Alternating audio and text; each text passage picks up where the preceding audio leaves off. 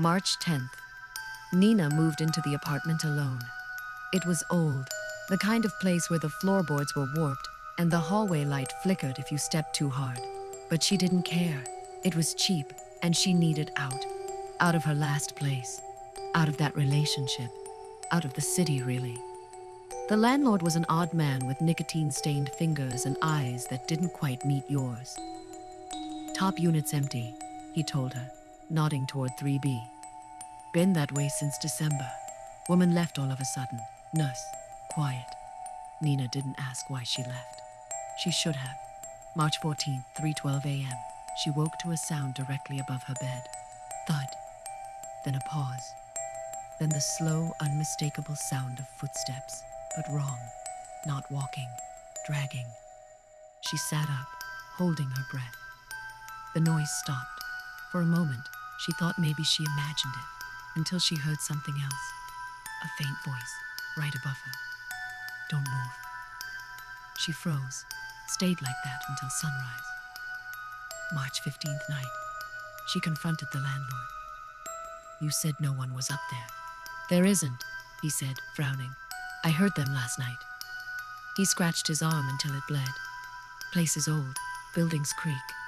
I heard a voice." He didn't answer. March 17th. Nina started hearing noises every night, always at 3:12 a.m. The thud, the dragging, sometimes whispering, sometimes giggling. Once, knocking from above. In a pattern. 3 knocks.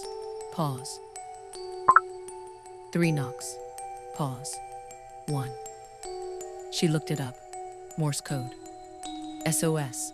March 18th. She set up her phone to record overnight. In the morning, she watched the video. Her room looked normal for most of it, until 3:12 a.m. The screen flickered. Then, for a single frame, something appeared. A face. Pressing down from the ceiling, inches above her sleeping body. Eyes wide, pale skin. A grin that stretched too far. And then it was gone. March 19th. The smell. Nina began to notice a smell in her apartment. Rotting meat, like something dead in the walls. She contacted maintenance. No one came. She tried calling the landlord. No answer. She went upstairs to 3B. Knocked. Silence. She pressed her ear to the door. What she heard made her stumble backward. Don't knock. It hears knocking. It watches the ones who knock. She ran back down. Didn't sleep. March 20th. The hole. She noticed a strange water stain on her bedroom ceiling, right above her bed. At 3:10 a.m., she lay awake, staring up. By 3:12, the stain had darkened, slowly expanding. And then she saw it. A hole. Just the size of a quarter. Carved into the wood. And from within that hole, something gleamed. An eye. Watching her. Unblinking. She screamed and ran out of the apartment. March 21st, police report. The cops came. She showed them everything. They went up to 3B, forced it open. The unit was empty, technically. But on the floor, there was a mattress, moldy, stained, surrounded by piles of dirty food containers, Polaroids and claw marks on the walls. Photos of her, sleeping, walking, sitting on the toilet, eating, hundreds. Each one marked with dates, each one before she moved in, and scrawled into the wood under the mattress dozens of times. Breathe quieter. I don't like when she hears me. The girl before was louder. The cops left, disturbed but skeptical.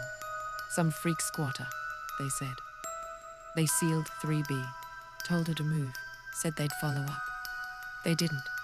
March 23rd, final video. Nina was packing. Just one more night. She pointed the camera at the ceiling. She slept on the couch. The next morning, she checked the footage. Everything was fine. Until 3:12 a.m. The video glitched. Static. Then silence. Then movement.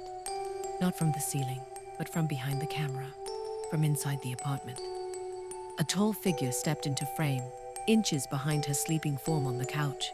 Its skin pale and stretched, eyes reflective. It leaned down, whispering in her ear.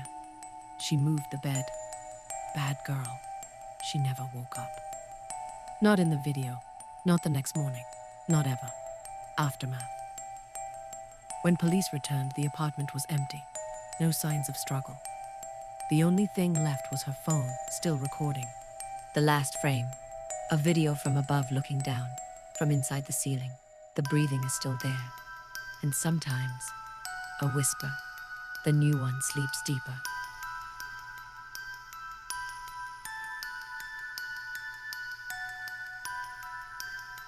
There are worse things than being alone.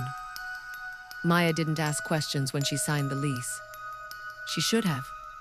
She was 24, broke and numb from a breakup that left her half empty. The listing for Unit 6A sounded perfect. Cheap rent, top floor, quiet. A faded 3-story building tucked between a boarded-up laundromat and a church that never seemed open. When she met the landlord, Mr. Kraus, he was already standing in the hallway. No noise, no footsteps, just there. He didn't shake her hand. He didn't blink much either. Just handed her a single brass key and said, "You'll like it here. You're exactly the kind of girl this place needs." She laughed nervously. He didn't. By the second week, the apartment had a smell. Sharp, metallic, sweet, like pennies and meat left too long in the sun. It clung to her skin when she showered. It filled her mouth when she breathed too deeply.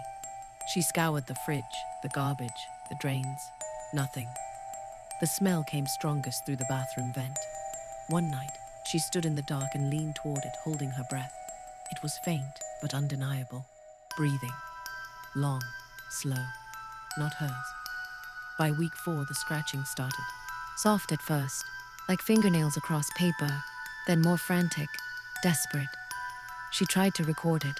Her phone glitched every time. Then came the voice. Not every night, only when she turned the lights out.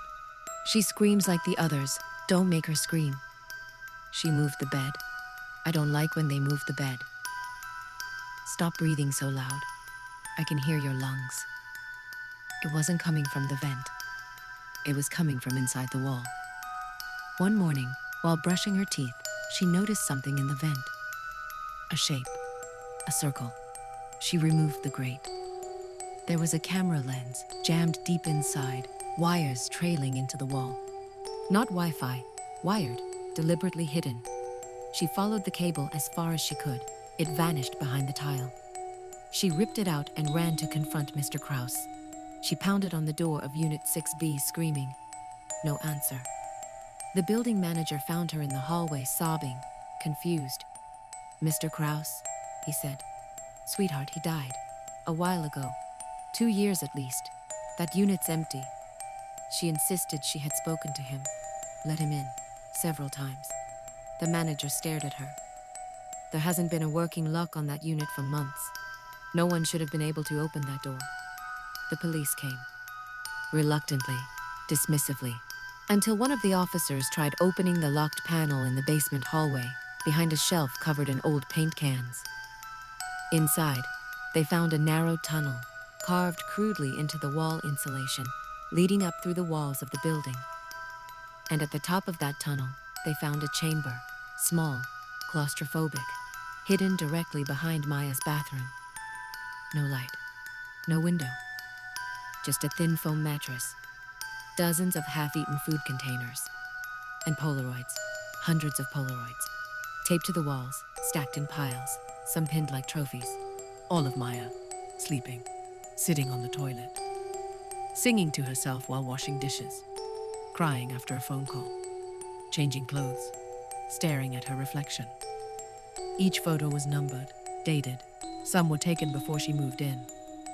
Some were taken from angles inside the apartment. Photos she never knew were possible. And worse, photos of other women too. Other tenants, other victims. Most of them were smiling in the early photos, then crying in the later ones, then gone. In the middle of the room was a small notebook, weathered, pages frayed. Inside were long, obsessive entries. She's cleaner than the last one. She keeps her bed neat. She hums sometimes. I like that. I didn't mean to hurt the last one. She tried to run. She made noise. Maya is quieter, softer, I can stay with her longer. Near the end, she found the eye. It's okay. She doesn't know where I am. Soon I'll introduce myself. Properly this time. Final page. Tonight, Maya was moved to a hotel. A 24-hour security detail was posted outside her door. They checked the building for signs of forced entry. Nothing. Every door locked, every hallway empty, every camera footage clean. That night, around 3:17 a.m., the power in the hotel blinked out for exactly 13 seconds. When the lights returned, Maya was gone. The lock hadn't been touched. The window was sealed. No signs of struggle. But on the bathroom mirror, written in the condensation, she moved the bed. I told her not to move the bed. Unit 6A was boarded up. The other tenants moved out. The building still stands. Sometimes new owners renovate and try to release the unit. They never last long. Tenants complain of breathing through the vents, furniture shifting while they sleep, pictures disappearing from their phones, hearing someone brushing their teeth when no one else is home. No suspects were ever arrested. But one detail remains. In the center of the crawl space, scratched deep into the concrete under the mattress. This is not the first wall. This is not the only wall. This is just the one you found.